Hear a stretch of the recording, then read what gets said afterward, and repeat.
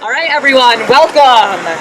To my cis allies, thank you for coming here and showing your support. An even greater thank you to my trans brothers and sisters and my siblings who reject the binary for coming out and being so brave to be exposed. Let us be clear that every day a trans person steps out of their house, that is an act of not only bravery, but revolution. And as we gather here today, we're here not only to confront the military ban that was put forth by President Donald Trump on Wednesday, we are here to talk about the fact that this is going to affect trans identities on all levels. That this is simply a tactic of scapegoating, of turning trans people into othering us and victimizing us and preventing us from having full lives.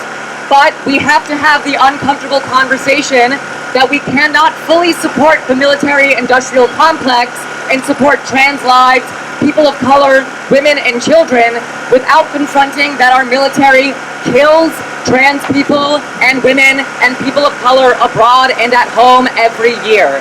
We need to be mindful of what the military does while also respecting trans people and cis people who feel the need to join the military, both as an act to serve our country and often out of desperation for access to healthcare, jobs, and full lives. As a white trans woman who has not only economic privilege, but social privilege, the ability to pass access to healthcare and community, I am hyper aware of the fact that my voice is not the only voice that represents the trans community. We need to be mindful of that. Not all trans people look like me.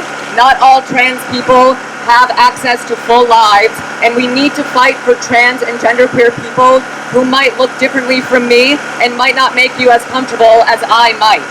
This is for all trans people.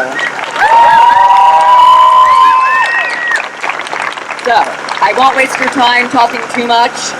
I will introduce our first speaker, who is Jay Watts. He is a licensed clinical social worker who specializes in transgender health. He is a queer trans man who for the past 9 years has played a key role in advocacy and policy change efforts for Rhode Island's transgender community.